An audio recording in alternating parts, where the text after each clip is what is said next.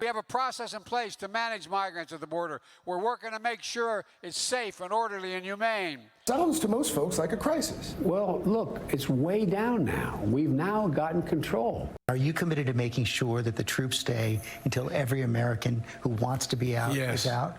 Yes. Wages for working families have gone up while inflation has come down 65%. Will you accept the jury's outcome, their verdict, no matter what it is? Yes. And have you ruled out a pardon for your son? Yes. And we certainly know. We certainly know that none of that came to pass, in particular the pardon at the end of that clip montage. I'm also reminded of when he made the speech and said, we are not going to have people in Afghanistan hanging from the embassy roof and trying, to get them out, saying that when we withdraw soldiers from Afghanistan, everything is going to run smoothly. Boy, was he wrong on that, too. And another thing that I noticed about that clip montage is we were playing clips from 2021 and 2022, how greatly over this past 4-year period that his voice has even changed and how diminished he has become while in office.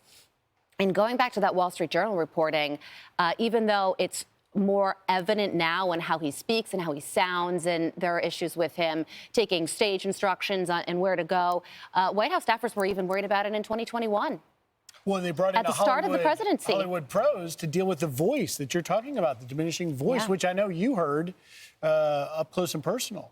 Listening to Joe Biden's voice has been my life's work for the last 6 years. And what I think about when I watch this, and especially the stuff about Afghanistan, the day of the Abbey Gate bombing, I was in a press conference that was still kind of socially distanced. And I asked him a question, something to the effect of, do you bear responsibility for this? And he turned it around on me at the time, asking questions about some deal that Trump and Mike Pompeo had negotiated. In the moment, it was all about Trump. And it was an entire campaign and an entire administration that they made about things they thought Donald Trump had done wrong. And look where that got him. That's so true.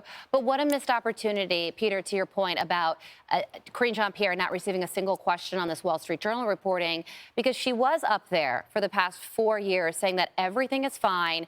And when we saw videos of him wandering around and not knowing how to exit a stage, they were called cheap fake videos.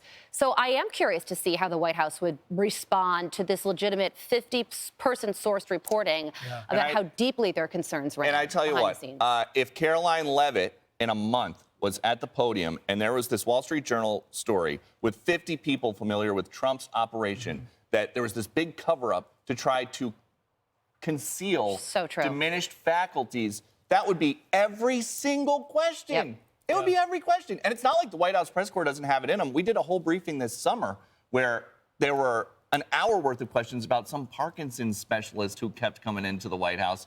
Ultimately, they kind of cited HIPAA. We didn't get many answers. But it's not like it hasn't been a source of curiosity. I wish I had answers. I can't get in their heads. Sometimes I would like to. Most of the time, I don't. We'll send you back to keep trying to get them. I'm Steve Doocy. I'm Brian Kilmeade. And I'm Ainsley Earhart. And click here to subscribe to the Fox News YouTube page to catch our hottest interviews and most compelling analysis.